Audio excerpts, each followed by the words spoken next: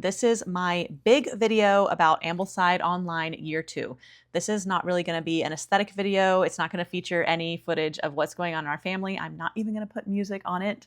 It is purely informational, and it is for someone who is doing Ambleside Online Year 2 and just wants some real life advice from a mom who is doing it now with my fourth daughter, just to hear some of my insights over the years. If you are just exploring homeschooling, but you're not necessarily attached to a Charlotte Mason approach, I would say that this video isn't necessarily going to be super helpful for you, because if you're going to use Ambleside Online the way it was meant to be used, you definitely have to ascribe to a Charlotte Mason approach with that. And so I would recommend maybe going back and watching some of my videos about why I chose a Charlotte Mason approach, my video on narration, and then reading some books like For the Children's Sake or Charlotte Mason's volumes, just to see if this type of education would be something that would work for you. A lot of this information I have just gathered from the Ambleside Online website or from posts by some of the moderators in the Facebook group. And so I am not saying anything new, except for how my family experienced it. And I'm definitely not an expert on Ambleside Online, but I feel like I've been trying to learn from the experts. And I know sometimes the website and just doing a bunch of reading can be overwhelming. So I felt like that when I started homeschooling. I started homeschooling my first daughter, and then they went to private school for a few years, and then I decided to homeschool and brought home 3 girls from school, and then was starting a 4th in kindergarten. And I felt like I knew I wanted to do a Charlotte Mason approach and Ambleside Online, but I was very overwhelmed with starting with so many kids at once, even though I'd kind of been studying and implementing the method even at home over the years. And so my type A personality loves to know exactly what to do and how to do it, and then I just want to follow the path to success so that I don't make mistakes along the way, especially when it comes to my kids' education. But one of the best things for me was just to jump in and start doing it. And so even though I've only been homeschooling for most of the last 10 years, I've been doing, 1 or 4 or 5 children during that time. So I feel like all of those years combined has given me some more perspective that I didn't have when I started 10 years ago. So all that to say, these are my opinions, and please don't take me as an expert. I would love for you to just go ahead and read Charlotte Mason's works by the Ambleside authors themselves, the website, and maybe you can go on and do that, and maybe this video can just be like a gateway to those things. So I am still learning as I'm going, but I just thought I have a lot of real life experience putting Ambleside into practice, especially with a large family. So I thought I'd share some of those with you today. Okay, so the first thing to know about Year 2 is that it should start in 2nd grade. And then here's just a personal note about my experience. I am okay with not always being on grade level with Ambleside Online. So for example, my daughter is entering 4th grade, and I'm deciding to kind of restart Year 2 with her, just because it was extra challenging with figuring out how she learned best in like the 2nd and 3rd grade years. And so we started Year 2 in 2nd grade, and then I could just tell, some things were off, having done it with 3 other girls before her. And instead of leading her to kind of feeling burnout or feeling like something was wrong with her because, the school that I was having her do wasn't accessible to her, I just decided to take it slow. So I think it's been enough time since we did Year 2 that I want to restart it with her, because there's so many great books I don't want her to miss. But if it ends up being not challenging enough, she does love listening to audiobooks and has done a lot of that over the years thanks to her Yoto and Yoto cards. So if it seems like she's not being challenged by it, I will just go ahead and go to Year 3.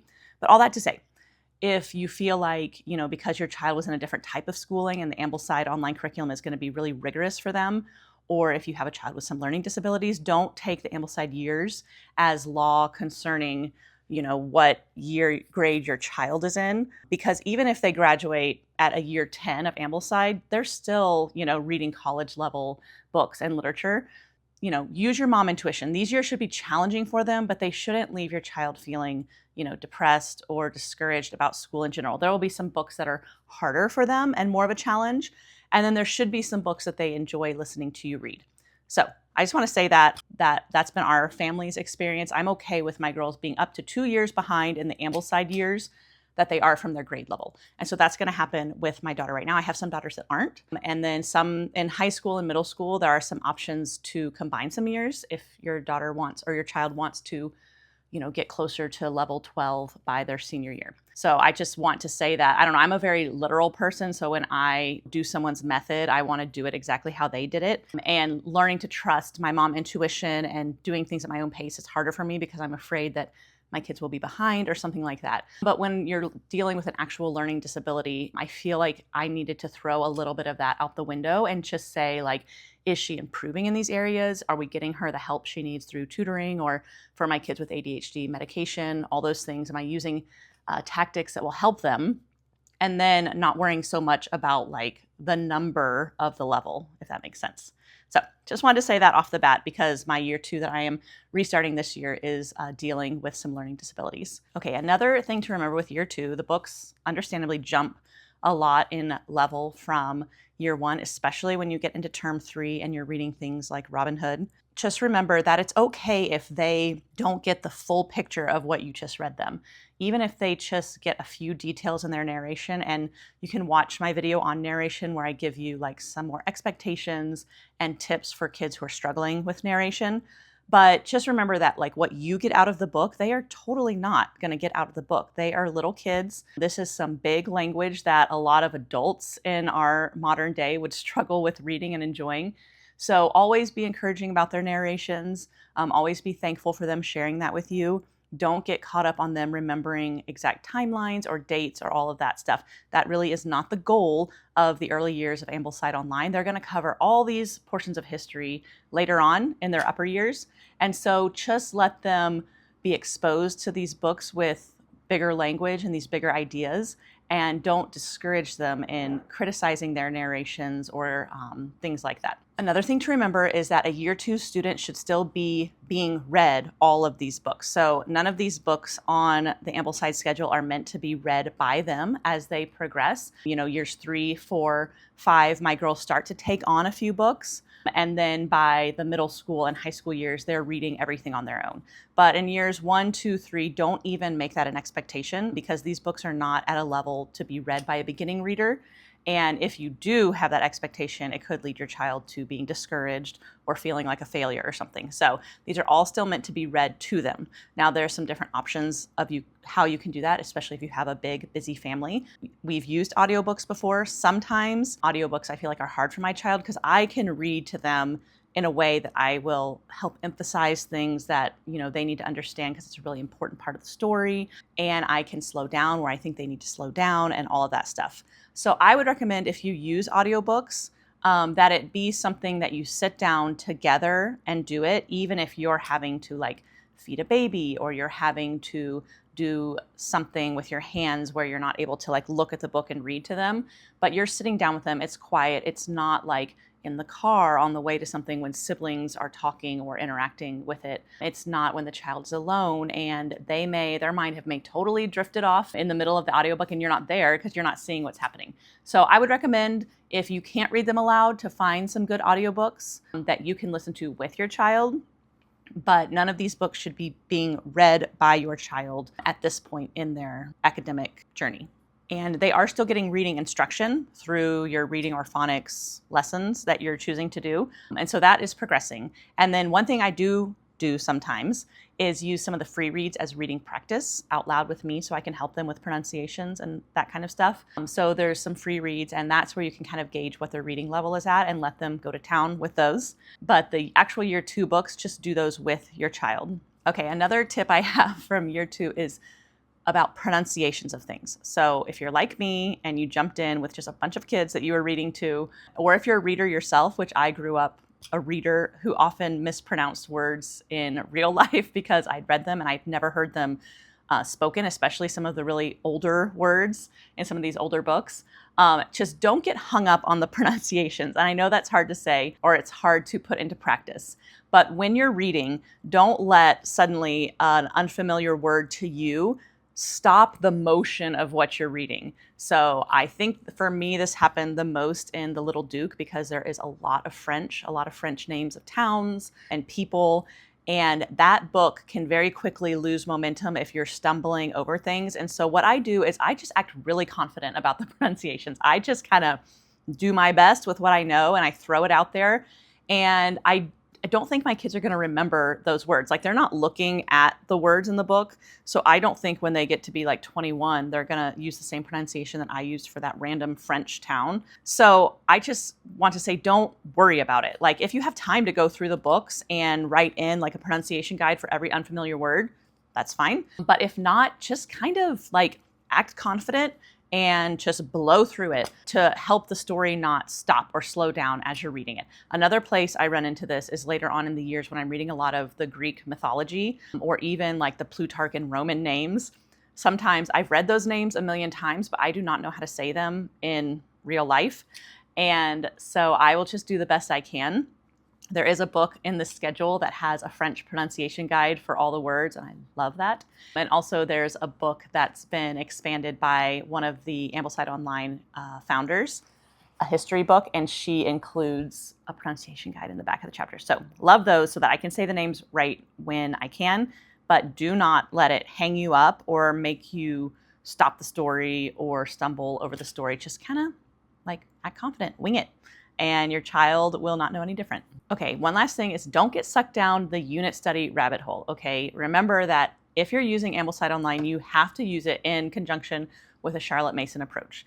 And so you're going to be using narration after stories. You're going to be using living books instead of textbooks. And you are not going to make the connections for the child. You're going to let the child make connections from what they're reading with what they're experiencing in real life, connections between the books they're reading, and there will be connections. And your child may miss a lot of them, but they're going to make a few of them. And those are so much better for them than you spoon feeding them all of these facts and connections yourself. So do not waste time preparing a bunch of unit studies. And if you watched my year 1 video, you know that was a mistake I made in the beginning. I definitely got all excited about being a homeschool mom, and I saw like all the pretty things on Instagram, all the pretty unit studies and wooden things, and I prepared some of those things and I did not even use them. And so that time I spent preparing them was just wasted time and wasted resources. So don't get sucked down that hole. This really is enough, okay? And I know that is so hard to believe when you're in the middle of it, especially if you have people kind of criticizing this way of educating. But this way of educating is not new. There are mothers who wrote the Ambleside Online curriculum whose children have gone to college, have graduated, have successful degrees. If you join their Facebook group, you will hear so many success stories of this curriculum, and then children who were brilliant when they went to college.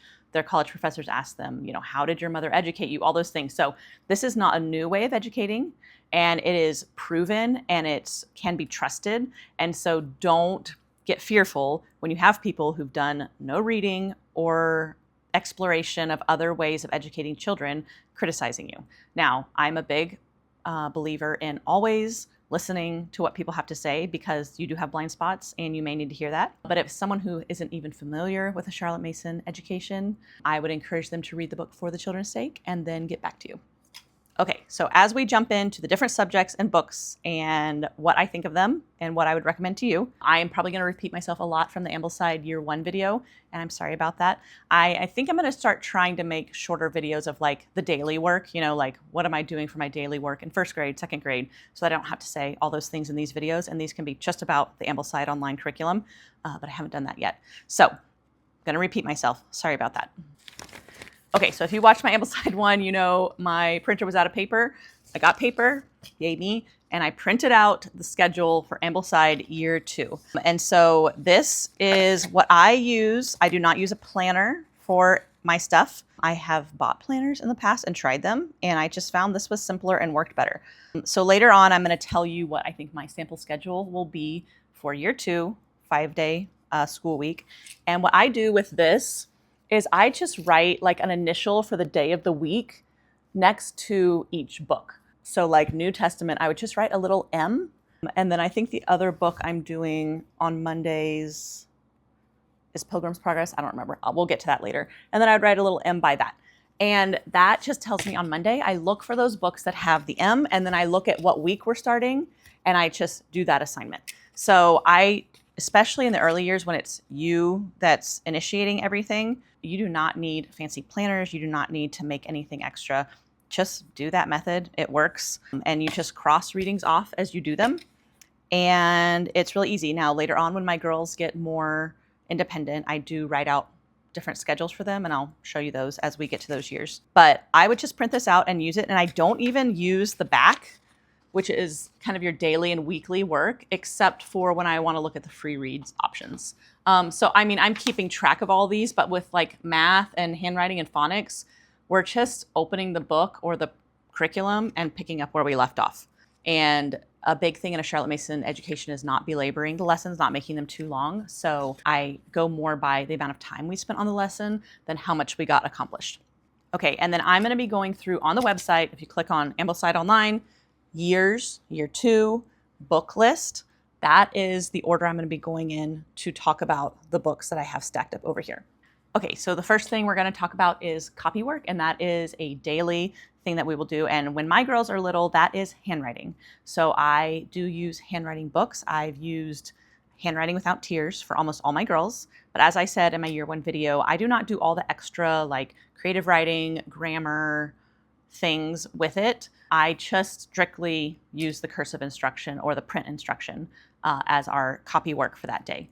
And so we typically do 1 page. And in a Charlotte Mason approach, it is much better to do a very small sentence of handwriting, but to do it your best work than to do a whole page where your child's getting exhausted and it starts to get sloppy at the end. So that's a big thing, like make it much shorter, but do it excellently. Same with listening to these readings and stuff. We're gonna split these books up into little chunks, and they may want to go on and read more, but we're not doing that. We're just reading little bits and we're listening with excellence and we're narrating the best we can. So same with handwriting. I also, with my 5th daughter, just started using the Simply Charlotte Mason handwriting program. And we just started that, so I don't necessarily have an opinion on it yet, but Handwriting Without Tears has worked great for us. And then when my girls get older, copy work turns into actual like copying down passages from what they're reading. But this is what I do in 2nd grade. I do print in kindergarten, 1st grade, 2nd grade. And when I feel like they really have that under their belt, they're usually very eager to start cursive. And honestly, I have found that they're typically better at cursive than they are at printing. They love doing cursive letters. And so we practice that just for about 5 or 10 minutes a day, every day. Now, children at this age are still developing their fine motor skills, and it kills me when I hear of little kids 1st, 2nd, 3rd grade being forced to write out stories or these long creative writing things, because at that age, the words that they have and the stories they have to share in their mind, their hands are not strong enough to communicate all of that. So what happens is you have children writing things down, trying to make it as short as possible because they're tired and they're not really using the full verbal skills that they have to share what they've listened to or heard or what they think. And so that's why verbal narration is huge for my girls, and it easily turns into written narration and composition as they get older and their fine motor skills progress. So do not make your child do a lot of writing outside of the copy work. And that is something that I wish more parents would really believe in, but traditional schooling, has kids writing a lot throughout the day. And if you have a child with weak fine motor skills, it is very discouraging to them. So copy work is the only time they're doing formal writing, printing, or cursive. But we are doing tons of stuff to strengthen those fine motor skills throughout the day. So my favorite ones are dealing with like Play-Doh, kinetic sand. My girls love making things out of polymer clay or air dry clay. They love cutting things out, but don't get like a cutting out workbook just to mindlessly cut things out. Like cut out things that are useful to them, that they're going to use in everyday life, whether you're making paper dolls, or my girls love making little accessories for the toys they're playing with. And so do a lot of scissors, provide scissors for your children, but don't force the scissors practice. Provide them lots of ways to use scissors. And obviously drawing, painting, all of those things, cooking, doing things with dough, all of that is going to strengthen their fine motor skills. So fill their day with fun doing those things. Don't make it like, okay, we're going to make these alphabet shapes out of Play-Doh. Like separate the Play-Doh and the handwriting. The handwriting is going to take 5 or 10 minutes, and then they're going to spend the rest of the day using their hands to do other things that they find interesting. Okay, the next daily thing is poetry. And I have just, after year 1, always bought the Ambleside Online poetry anthology that they offer on Amazon, just because it's all in one place. If you already have poetry books by some of the poets, Walter de la Mare, Eugene Field, James Whitcomb Riley, or Christina Rossetti, then feel free to substitute those. But I just love that this is easy to reach for. All we do, I use embroidery thread as bookmarks in all my books because it's cheap and it doesn't ruin the binding. That is a scissor skill you can have your year 2 or year 1 child do, is cut you a bunch of embroidery thread bookmarks. But I just put it there. We pick up where we left off each day. These are not to be narrated. They're just for you to read beautifully to your child. And then if they have a comment about it, great. If they're ready for the next thing, then move on. But we're just filling their head with beautiful poetry, beautiful words as part of their education. Okay, the next daily work is reading and phonics. And as you know, if you've watched any of my other homeschool videos, I'm a big believer in the Orton-Gillingham approach, which was recommended to me by kind of my homeschooling mentor when I first started, and she was a speech language pathologist. And across the board, everyone I talk to that's a reading specialist really recommends that approach. So the homeschool version that's readily available for that approach is all about reading. And that is what I've used for my girls in teaching them reading. And what I love about that curriculum is I knew even if my child had some sort of a learning disability, that program was designed to address it. So like with my daughter who was diagnosed with dyslexia in 3rd grade, I was using that curriculum with her from the beginning. And I knew even if she did have dyslexia, that this was going to be the approach that even tutoring would use with her. So when she reached kind of just a wall in all about reading that she didn't seem to move past, I knew that I needed to get some extra help. And so that's when I got her evaluated and then got her into tutoring for dyslexia. And the tutoring is still using the Orton-Gillingham approach. It's just with someone who's a little more specialized in teaching kids with dyslexia than I am. And then I will still do all about reading alongside with that. Right now, we've been using her tutoring homework as kind of her reading instruction. But this year I'm planning on just diving back into all about reading and kind of doing them alongside of each other. Obviously, there are tons of other methods for reading, and Ambleside Online doesn't even necessarily recommend all about reading. They have some on their website that they recommend. But what I liked about it is with just so many kids to keep track of, I knew that it was going to be addressing any weaknesses that they might have in reading, and it was going to reveal any help that they might need through that method. Now, when my kids start all about reading level 2 is when I start pulling out all about spelling. And so this would be for me part of the dictation stage for my girls. With level 2 of all about reading, you start level 1 of all about spelling.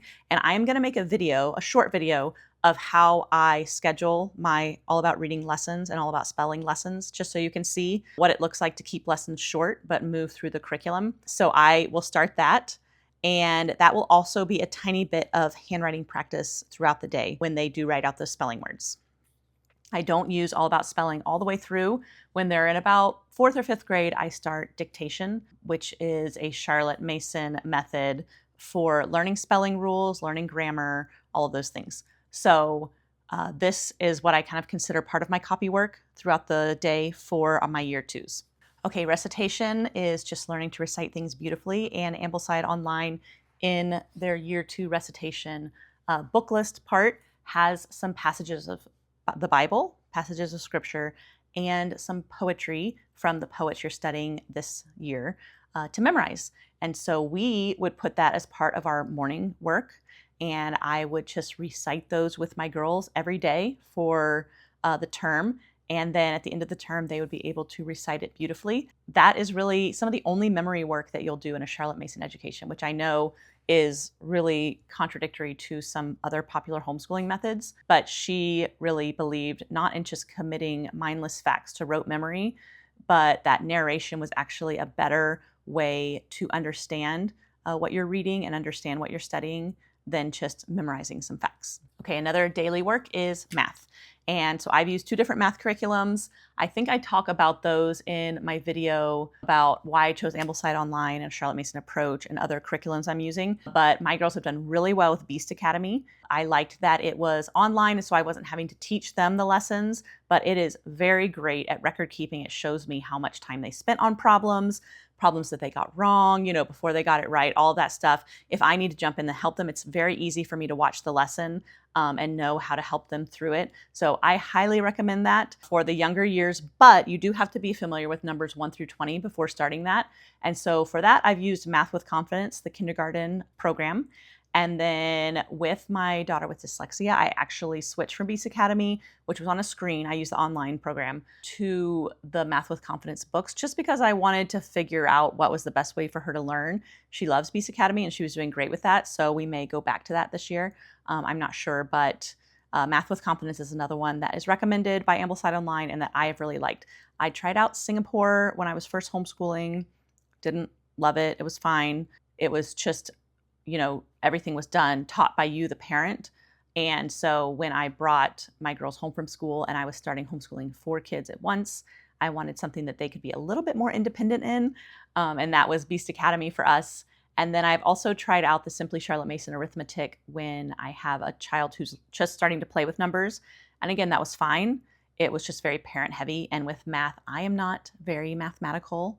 And that was a weakness of mine. In school back then with homeschooling, I feel like there weren't as many options for how to teach math, and the way that I was learning through traditional math curriculums was not clicking with my brain. But doing Beast Academy with my girls, I have gotten so much better at math, and I've realized I wasn't bad at math. I just maybe wasn't taught in a way that worked with my brain. I do know that math is one of those curriculums that you do not really want to switch around a lot during elementary school, and I even saw that when I took my daughter from Beast to Math with Confidence, that there's different scope and sequences in math curriculums. So I like to just pick one and stick with it, and that's what I did with most of my girls in Beast Academy for elementary school and even up into middle school. Math with Confidence would probably be the only thing that I would switch to at this point from Beast Academy, and then I might have my youngest daughter switch from Math with Confidence into Beast Academy when she's ready. Okay, another daily work is foreign language. As you know, if you've watched my videos, that's a weakness of mine. But they do have 12 years to get onto the foreign language train, and there will be Latin later on, which I have been able to manage.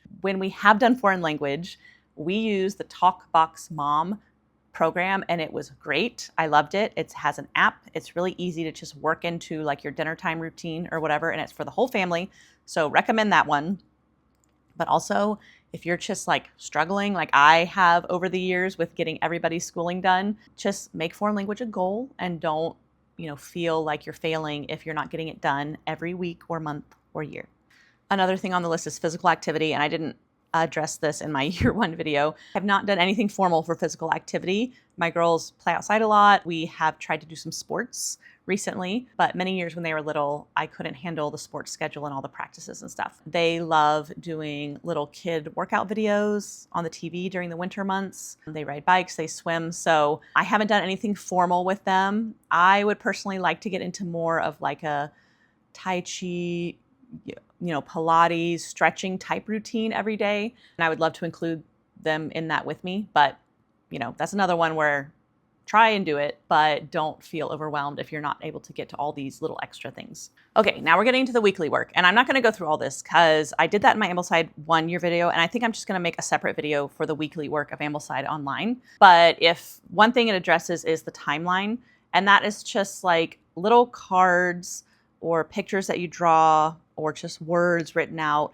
on like a string or a poster or whatever, where your child is learning to put things in chronological order within history, so they can start to see how some of the events were interacting with each other. And I love that about an Ambleside Online curriculum, is just seeing how the different world events were affecting the things that we've learned about, but you don't always realize they're connected. And they will get a lot more of that throughout their school years. And so this is just a way for your child to make connections. They're going to be like, oh, I didn't realize so-and-so and so-and-so lived at the same time, and that will just bring that alive for them even more. But this is a goal, again, that I have not always been great at. And I know that it does get stronger in later years. If you can work it in with your child, and if you've started in year one, then just keep doing that with the different books that you read this year. Another thing that they talk about for geography is starting to use maps or look things up on maps when you read about them in the books. And that is also something I've not been great about, just because I wish there was a compilation of like year 2 maps. Maybe there is in the Facebook group and I just haven't found it, or maybe I just need to make one. But I bought some atlases of like early British history, and I just need to go through and like every story in our island story, I need to write in my book, like look at page blah, blah, blah of that atlas, and to make it easy for me, because when I'm in the moment, I'm like, we just need to get this done. So that's another goal, is if you read about a place, if it's kind of more ancient, there may not be, that city or country or land on a regular globe. And so that's when some like older atlases can be helpful. But if it's modern stuff, you can look it up on a globe or a world map of the United States to help with that. And then there will be more formal geography training through some of the books you read. Okay. So now we're going to jump into the Ambleside books, if you're still sticking with me. Good job. Here we go. And so Bible, first subject, Old Testament and New Testament. And I said in my year 1 video, even if you're not religious, it can still be considered a work of literature just to read it. Ambleside Online recommends using the King James Version because the language of the King James is going to match a lot of the language you're reading in some of the other books. Personally, we use the ESV. I come from a religious background where the KJV doesn't have great memories for us.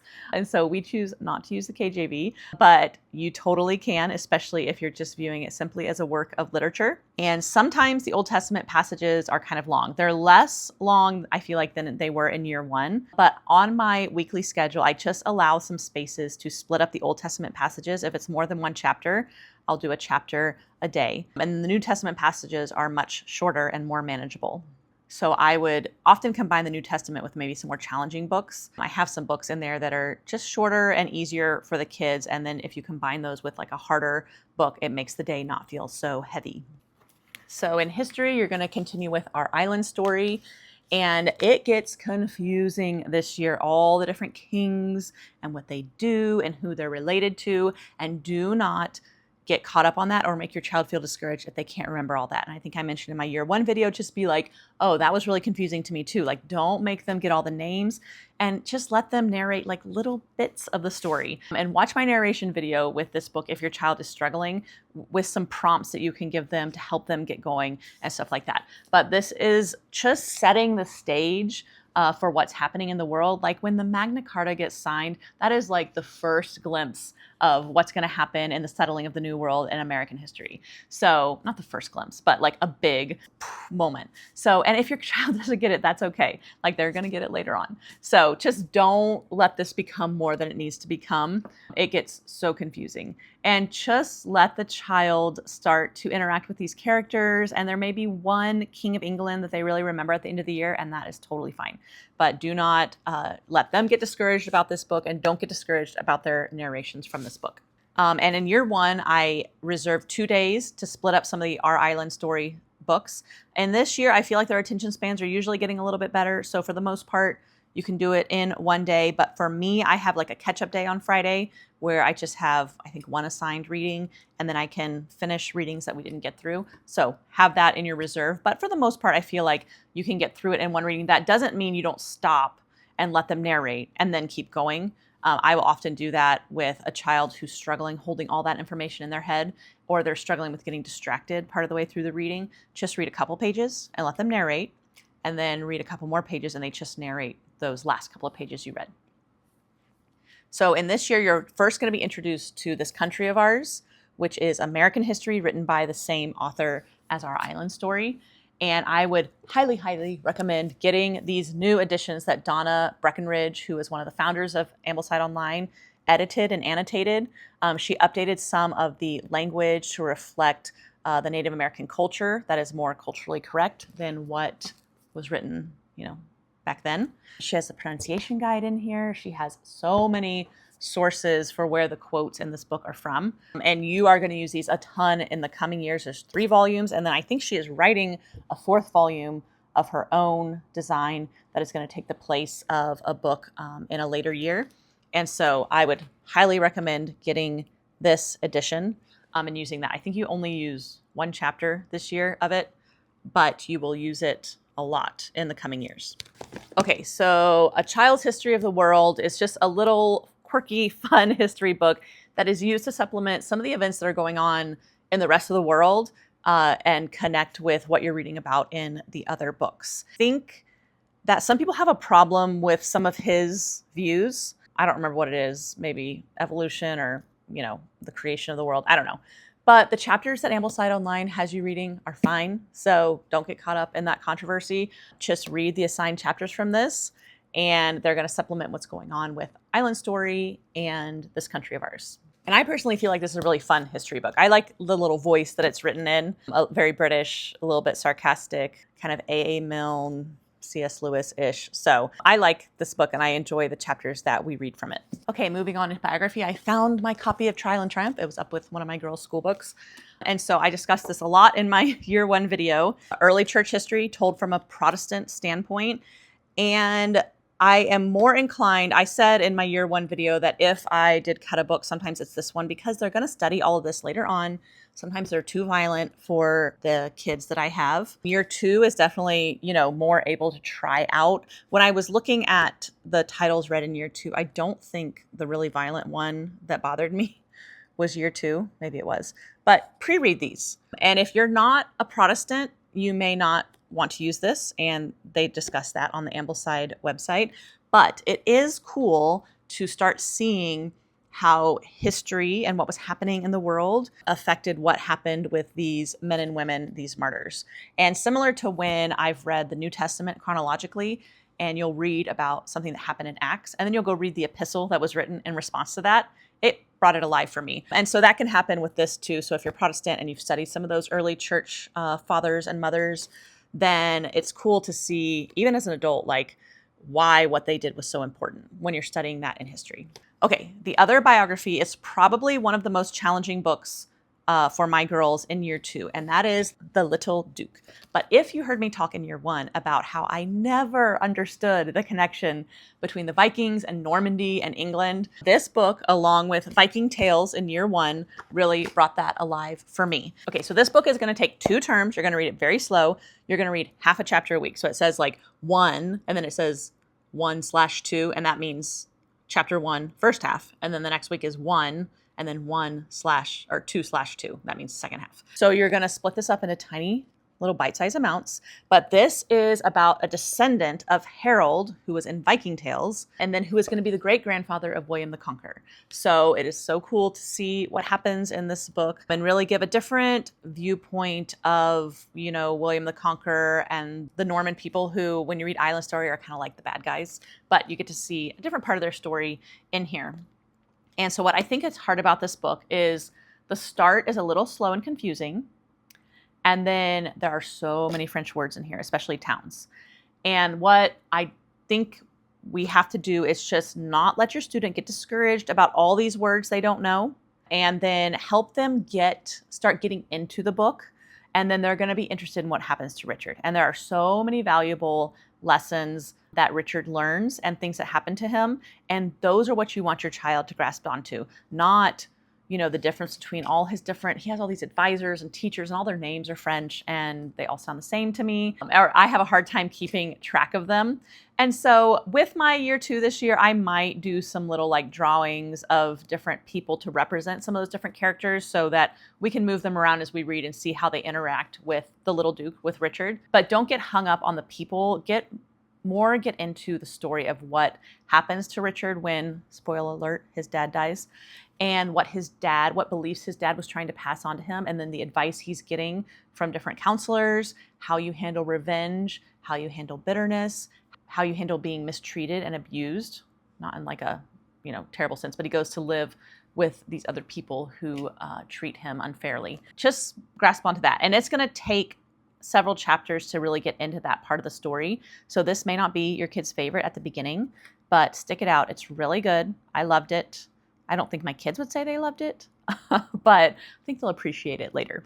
And then I have seen that there's a newish edition by Ann White. I can't remember what it's called. It's on the year 2 book list, but it combines Viking Tales and The Little Duke. And what's great about Ann White's guides is she has it all, in one book. She lets you know words you may want to define beforehand. She gives you pronunciation guides, and then she gives you some questions to help with narration. She splits up the passages into narratable chunks. So if I didn't already own these 2 books, I would for sure get that guide. And I still may get it because I still have 3 kids to go. So any of Ann White's stuff, she did some things with Charles Kingsley, Madam How, and Lady Why books. And she's done a lot with Plutarch. And so I recommend, if she has an edition of a book you're reading, which they will list that usually in the book list, doing that. And then just a scheduling note for The Little Duke. This is kind of a toss-up. Some kids can handle the full half chapter in one sitting. Again, you can break it up into little chunks that they narrate and then move on. And then with some kids, especially in the beginning of the book, I may need to split it up into 2 days.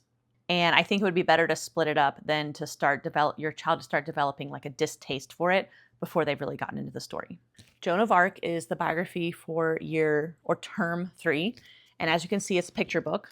And this has a pronunciation guide in it. And I loved that. I was like, I know how to pronounce all these French names, like Orléans. It's not Orleans, like I think it is from being an American. And so that was really fun because several times with the words, I would have to check it again before it really solidified in my mind. But my daughters would laugh about my mispronunciations and then learning to correctly pronounce the French. So this would be considered a fun read, scheduling it on a day when you have some harder reads, and really great. I feel like so much of this time of history is male and boy focused. And so it's really great for those girls out there to have, you know, a book you can read about a girl, because there just wasn't much writings about girls back then. And then girls were not allowed or able to write a lot about themselves.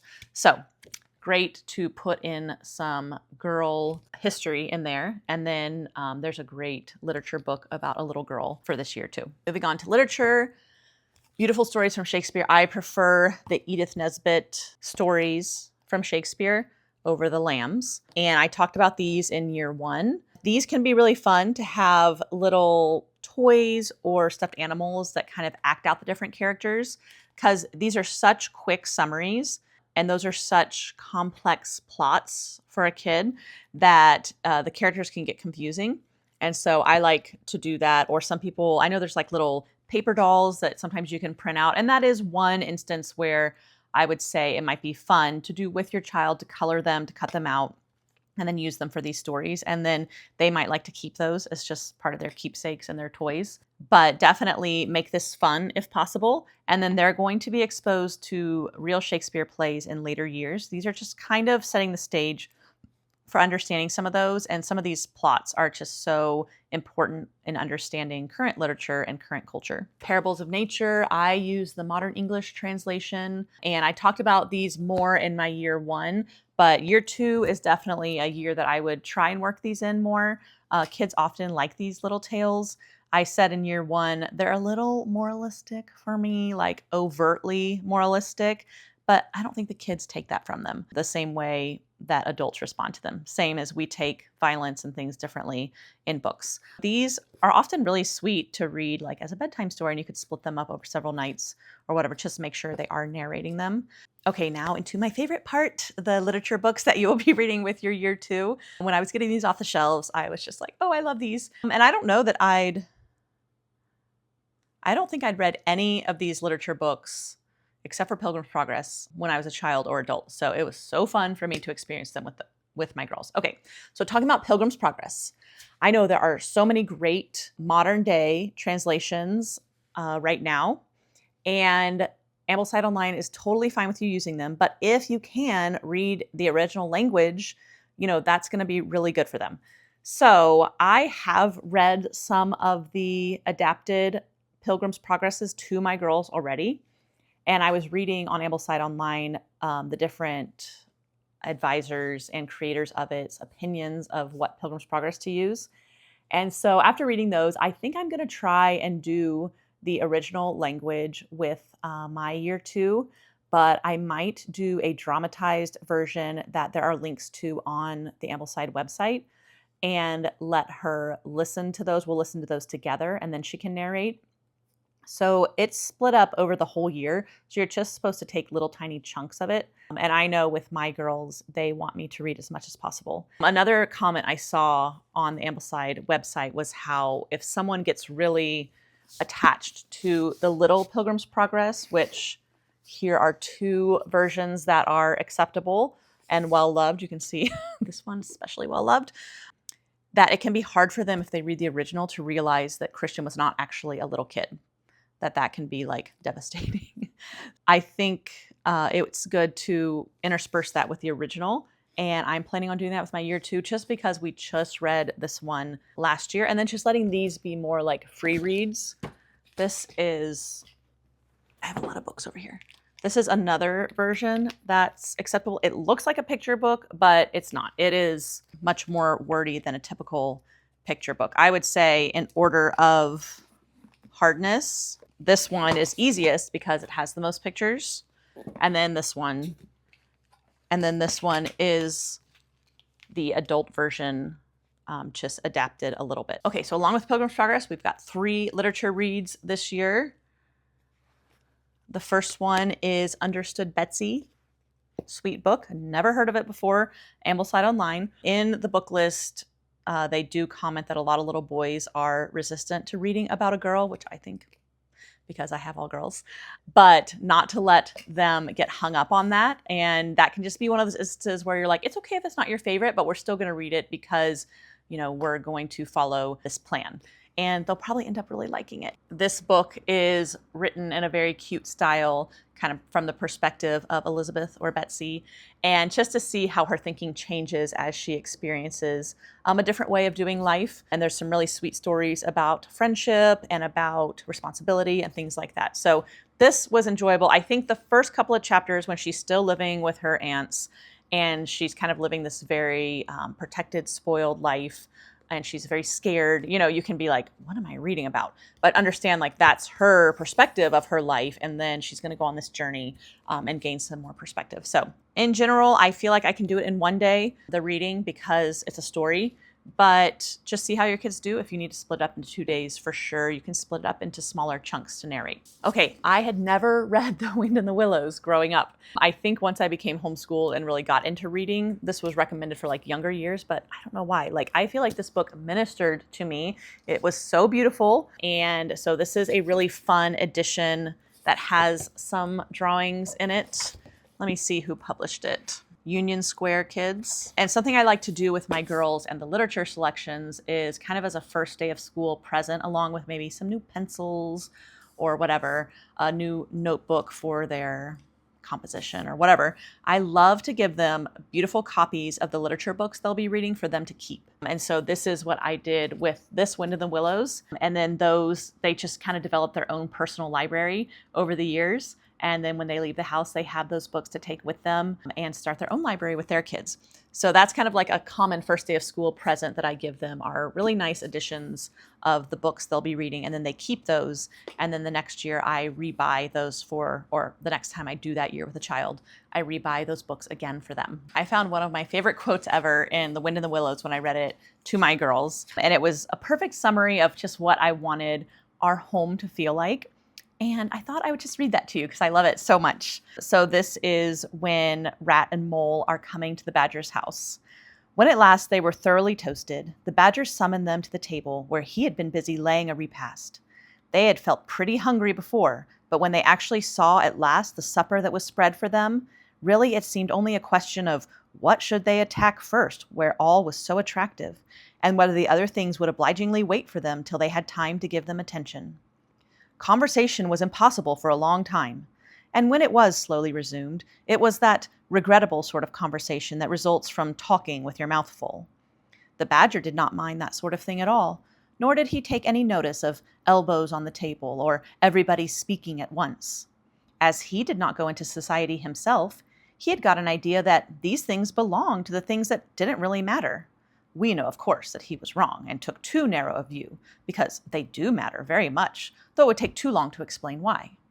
He sat in his armchair at the head of the table and nodded gravely at intervals as the animals told their story, and he did not seem surprised or shocked at anything, and he never said, "I told you so," or "just what I always say," or remarked that they ought to have done so-and-so, or ought not to have done something else. The Mole began to feel very friendly towards him. I just love, obviously, you know, when he says, we know, of course, that those things do matter, they don't matter, and that the Badger was actually valuing the things that mattered most, which was being a hospitable host, making your guests feel comfortable, not one-upping them, not trying to dominate the conversation. So I just loved that little passage, and I felt like it was such a motto of what I wanted to remember in my crazy meal times that feel chaotic and sometimes unmannerly, that sometimes when your house is full of people that you love, it's going to be messy, and that's okay. That's what matters most. Okay, the last literature read for term 3 is Robin Hood. Never had actually read the Robin Hood writings. This is by Howard Pyle. This was another beautiful edition that I got for my girls. I think this is a Barnes & Noble edition. That's a great place to search for some beautiful ones. Yeah, it's the Barnes & Noble edition. And then I also like to pick kind of an edition of books, and if possible, buy my girls the literature selections in those same editions so they all match on the shelves. They really like that. And so this is probably, besides The Little Duke, the most challenging book in year 2. But I think if you just stick with it, and similar to year 1 and Rudyard Kipling, Just So Stories, how you kind of have to read it in a character, you have to do that with Robin Hood too. So it's very British. Again, these long sentences, sometimes they go off on these tangents like Wind in the Willows does also. But just don't belabor that. Just read it like you're the character reading the Robin Hood story. There's a lot of these and thous and how they structure the sentences that are old-fashioned. If you just get into it, your child is going to catch on, and it is such a fun read. Like, these stories are genuinely funny and sweet, and my girls, who at first were resistant to it, ended up really loving it. If you feel like you can't do the story justice in how you read it, this might be a time where it'd be great to get a really good audiobook recording. The Ambleside Online website has a suggestion of some that are good that you sit down with your child and listen to so they can narrate to you. This is also definitely one that I will split up into several days over the course of the week and not try and get it all done in one. And so I think in my sample schedule, I'm going to give you, I did like 3 or 4 days of Robin Hood just so you can see how to split it up. And maybe your child does not need that. And as the term goes on, you may be able to do it in less and less days. But in the beginning, if they're struggling with it, just try splitting it up into smaller chunks. Okay, geography for year 2 is using Tree in the Trail, which looks at early American geography in the West. And then Seabird, which is going to take you by water and air through some of the trade routes in the Americas. So again, my girls always like the hauling books. They're short, the illustrations are beautiful. And then as these are geography, ideally you would pair them with some type of map that they can label along with the journey. I have not always been great about this. I do more formal map work in later years, so I know that if I don't do a great job with these, I haven't failed them, it's coming. But I think there's a company called like Beautiful Feet, and they offer these really big maps for the hauling books. And you can buy those once and use them for all 3 years of Ambleside 1, 2, and 3. And so that's an option. I've done that. I wasn't super successful with it. Some kids, I think, love maps, and so they're really eager to do it. My girls, we're fine not doing it. So either way, just take what you can from these books. And again, they are not going to grasp all the things that you grasp from these books, but that's okay. Like, just let them narrate, see what they do understand, and see how their understanding progresses over the years. The other thing with geography is there are those different concepts that are listed on the book list schedule that they should understand this year. And like I mentioned in my year 1 video, those are just for you to have in the back of your head and pick a way that you're going to explain those topics, whether you're out driving, you're on a walk or a hike, or you're sitting down with a globe and talking about it. These don't need to be like narrated. They just kind of need to be discussed, and the ideas just sprinkled into your child's mind. And all of those concepts are coming from this book called Home Geography. This is from Living Books Press, which I recommend getting as many of the Ambleside books from them as you can, just because they're formatted really well. Sometimes on Amazon, people are trying to rip you off knowing that you're looking for Ambleside books, and so some of the editions will not be great. And so it's always important to click the exact, buy the exact link that you click from Ambleside Online, or if Living Books Press offers them, they are a great option. So I just went ahead and bought this because I have so many girls doing Ambleside Online, and it just has some little lessons that you could read to them. They're short and sweet. You could use that as part of a tea time or a morning time, but also you could just read it and kind of talk about some of these concepts with your kids. Okay, the last book that is new this year is the Burgess Animal book. And I like this one more than I like the Burgess Bird book, if you watch my year 1 video. And definitely order, again, this is Living Books Press. So I love the Burgess Bird and Animal book from them because they have color pictures for every animal. I get the hardcovers because I'm using them so many times. I want them to hold up. And so this one's more fun because the Burgess Bird book is just about birds, and then Peter Rabbit and any random predators that the birds encounter. But this goes through a lot of the different animal families. It's a fun one. Typically, it's fine in one day. But again, if you feel like the lessons are a little long for your child, you might want to split them up. In general, the Burgess books, to me, feel a little bit factual, like shoving them down your student's throat. So again, don't make their narrations all about the facts. Just get them to share with you what they took from the story. Okay, then a note about free reads. So free reads are just amazing pieces of literature that every child should read at some point in their life. They're not a part of the school curriculum. They're not to be narrated. And they are just things that can be done as audiobooks in the car, audiobooks at nighttime, read alouds at nighttime or at a tea time or as a family. Feel free to include other kids in those. Sometimes if you have a lot of kids in Ambleside, you could do family read alouds where you pick like 2 books from year 1 and 2 books from year 3. So your child over the years is still getting a lot of the free reads from the different years, but they're listening to them together as a family. And like I said, these are not to be narrated. And a big thing to know, like when you look at something like Heidi that's on this free read list, is do not use abridged books if at all possible. Now, sometimes, depending on the language, like Pilgrim's Progress, Parables of Nature, This Country of Ours, we are using things that have been adapted a little bit, but they've been adapted by people who are preserving kind of the integrity of the story. Think of these novels like Heidi as a great work of art because the authors who wrote them, this was their art, and they put these novels out into the world. And so the same way that we wouldn't take our 6-year-old and be like, oh, the Mona Lisa is too mature for them. Like they're not going to understand it. So let's just show them like cartoon version of the Mona Lisa so they can see this lady. But we know like the point of the Mona Lisa is not about the actual lady. It's about the art and the story that Da Vinci was telling and how he painted it. And a child at 6 is going to be able to look at the Mona Lisa and understand things about it, that a child at 12 will take different things. And then a college student who's studying art is going to have a whole different perspective on the Mona Lisa. But that doesn't mean we don't start exposing them to it at a young age. And so that's how we feel about novels and abridged versions. The novels themselves are the works of art. An abridged version has just taken the storyline, which a novel is not just about the storyline, and they've adapted it to a kid's mind. But Charlotte Mason would say your kids don't need that. So they're not going to read like Ivanhoe in 1st grade. You're going to wait and assign that as a free read when they're able to start grappling with the language. But don't take a book like Heidi or 5 Little Peppers and How They Grew or some of these other books that maybe people have adapted to make them more palatable towards kids.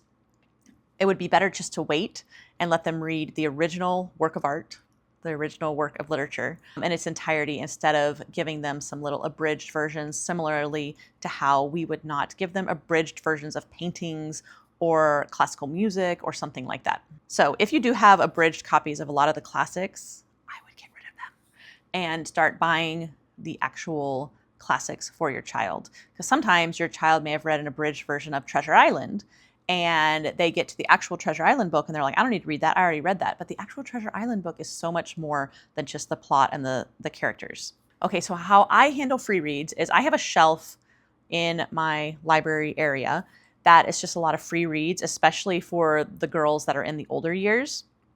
And they are free to pick something from there. Once I finish formal reading instruction, which you're still going to be doing in 2nd grade, I switch over to just having them read aloud to me from the free reads as their reading instruction. And then it moves into just assigning a certain amount of time that they read out of a free read every day. And this is not a book they narrate to me. It's just a way to make sure they are getting some of these novels into their lives, that they are reading some things that aren't school books, but that aren't necessarily of their choosing, some things that are good for them.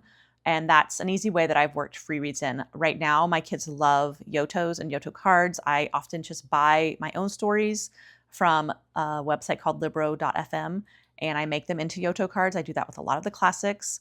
And so that's another great way to do free reads. Also, car trips and rides is another way. Another thing you can do is, especially in those younger years with a lot of picture books, is check out what you can from the library. And what this did for me is it helped me to find authors that my girls really liked.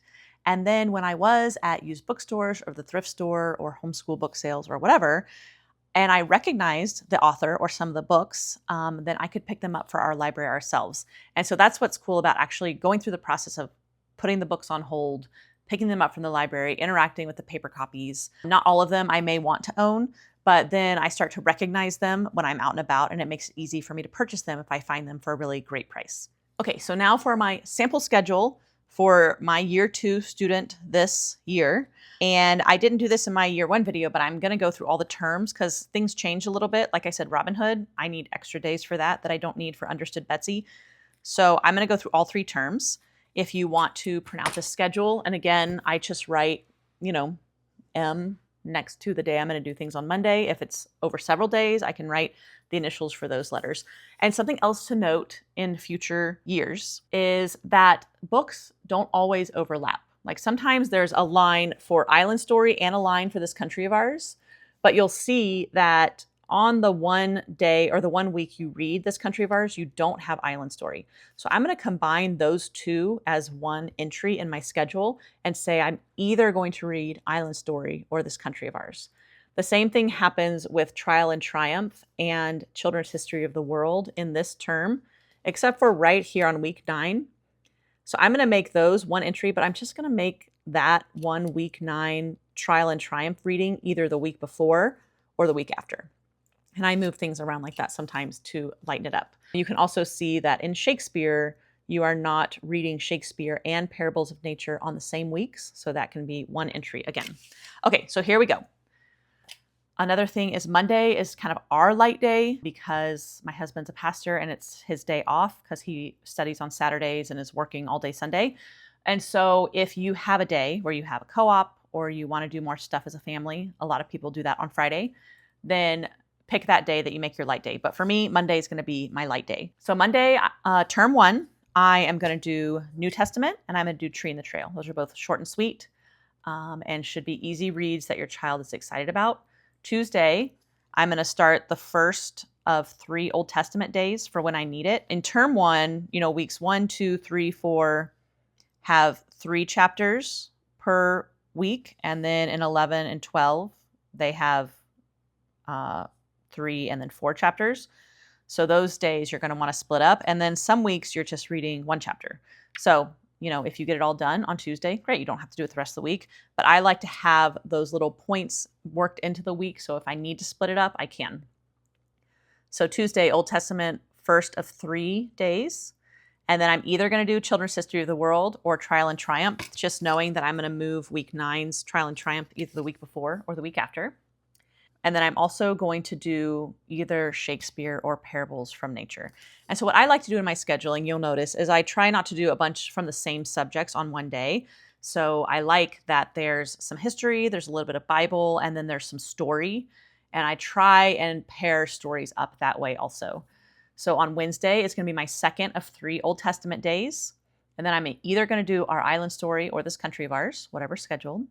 And then I'm also going to do Understood Betsy. So again, I have the Bible, I have some history, then I have story. Thursday is my last Old Testament day if I need it. Then I'm going to do the Little Duke. And I already mentioned when it says like 1 and then 1/2, that's the first half of chapter 1. And then I'm also going to do the Burgess Animal Book. And again, Little Duke feels more historical, even though it is a storyline. And then Burgess Bird Book is a little more nonfiction-y, so I like how those have paired up together. But again, Thursday is probably going to be my heaviest day. And what I like to do with my girls that I'm still reading to is make sure my heaviest day with one girl is not the same heaviest day with the other girl, or else it gets to be too much. So, okay, and then the last day is Friday, Pilgrim's Progress. And again, make sure you split Pilgrim's Progress up into small sections. It says 800 words, but just kind of get a grasp for what that is because you really want to read it slowly and savor it. And then it's also a day I can catch up on anything I missed. So it's if Understood Betsy or the Little Duke, Burgess Animal Book needed some extra days of reading, that's there. Okay, term 2. Now in term 2, there are 2 places where Children's History of the World and Trial and Triumph overlap. And again, I would just move the Trial and Triumph readings to an adjoining week where I don't have Children's History of the World so that those can be one together. Okay, Monday, I'm keeping New Testament and Tree in the Trail or Seabird because you'll finish Tree in the Trail that term. And then Tuesday is Old Testament, first of 3. Even less weeks have multiple chapters in this term, so you may finish it all up on this day, and that's great.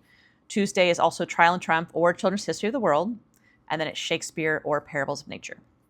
Wednesday is my second Old Testament day, our Island Story, and then I'm going to start Wind in the Willows because that usually, those chapters for me need to be split up a little bit. Thursday is my last Old Testament day if I need it. I'm going to do the Little Duke. I'm going to do the Burgess Animal Book. If you're going to need a third day for Wind of the Willows, maybe put some on this day, but I have a second day on Friday.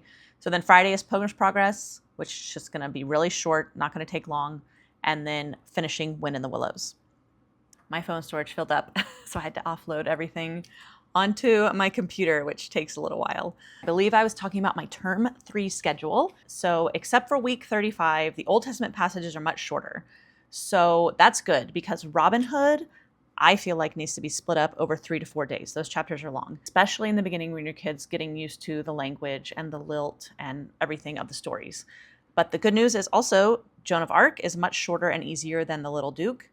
So that day will naturally become lighter. So it'd be easy to add a little section of Robin Hood in on that day. So I'm kind of keeping it the same, except I'm removing the extra Old Testament days and then splitting up Robin Hood. So my schedule would be Monday, still New Testament and Seabird. Tuesday, I'll do my first Old Testament day, Trial and Triumph or Children's History of the World, Shakespeare or Parables of Nature. And then I would probably start Robin Hood on that day and just do like a 5-minute chunk of it. Just see how your kid starts responding to it. Wednesday is Our Island Story and a bigger chunk of Robin Hood. Thursday is Joan of Arc, Burgess Animal Book, more Robin Hood. And Friday would be Pilgrim's Progress and finishing Robin Hood. So very doable. Then here's a big family suggestion. These are books that I feel like you could do an audiobook so that you could be sitting there, maybe at the kitchen table with them, you're prepping something, but you're listening together. The Bible is always an option, especially the Old Testament. There is an audiobook of The Little Duke that I used with one of my girls that we would listen to together. And then there's Pilgrim's Progress, the dramatized one that's on the Ambleside website that I'm thinking about using, The Wind in the Willows, and Robin Hood. Now, the thing about Little Duke, Wind in the Willows, and Robin Hood, sometimes they're read either by someone who's British or has a very strong accent. They can be hard to understand. Make sure not to make them too fast and just see how your child does with them. Remember that Robin Hood and Little Duke are maybe going to be hard for them to get into, so don't judge it in the first couple of weeks. And several of those would be good for bedtime too. If you have a night owl kid who can pay attention enough to narrate either that night or in the morning, you could read some of those as bedtime stories. Okay, another thing is if you're on a budget, what books would I buy and what would I do electronically, either like a free public domain copy or a Kindle copy? So the books I would buy for the pictures, mostly, Joan of Arc. I would buy This Country of Ours just so you can get this edition, and you're going to use that for all the kids that will do Ambleside Online. Tree and the Trail and Seabird, always buy the Halling books. And then if you're going to get the color copy of Burgess Animal Book, I would do that from Living Books Press. And then if you decide to do one of the illustrated Pilgrim's Progress options, I would buy that to have a hard copy. The other ones, you could read off a Kindle or an iPad or whatever if you need to, or you can even print the public domain pages and have them bound like at a copy store. And then I would also try and have copies of a lot of the free reads, just so those can be, if your child is reading at that level, they can have those in their hand. If they're doing audiobooks, then buying a copy of the audiobook. Now here's a last thoughts that I have. So as you know, I have a daughter who's starting year 2. I have 4 other kids in school, plus a toddler. And I am always trying to figure out ways to make it work for our big family, especially in these early years when there's so much reading on the mom's part. So I've thought about this summer starting to record myself reading some of the readings that are in the public domain and making YouTube videos like term 1, week 1 of year 2, and having a couple different readings. These are the ones that I'd be allowed to read because they're in the public domain. Children's History of the World, Our Island Story, the Burgess Animal Book, the Tales from Shakespeare, Parables of Nature, and Understood Betsy. Obviously, in term 3, I could do like The Wind in the Willows and Robin Hood also. So if that sounds like something that would be helpful to you also, that would be extra motivation for me to actually buckle down and start doing it this year. But I might do that with some term 1 and some term 2 books for my family this year. I did that in the past for some of my girls that were in like years 4 and 5, and there were some challenging books that I couldn't find audiobooks for. I just took some weekends and recorded myself reading them, but didn't do a professional enough job to share those. Going back to my advice about the pronunciations, I definitely was just winging a bunch of those pronunciations in the books that I didn't know. But I would try and make these much more engaging and things that kids would enjoy watching, something you could sit on the couch and watch with your child while you're doing something you need to do, and then they could pause it and narrate to you. So let me know if that would be helpful, and I might try and start working on that these next few weeks. But if you watched all of that, thank you. I hope it was helpful to you to just hear a mom's, experience with Ambleside year 2 and how she makes it work. And I will be uploading many more homeschooling videos as the summer I'm gearing up for another homeschool year.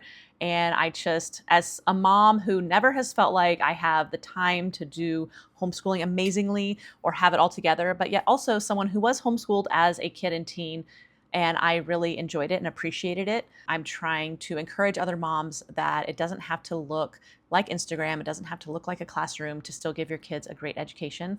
And Ambleside Online has been a huge help to me in that. So thank you so much for watching and subscribing, and I will upload more soon.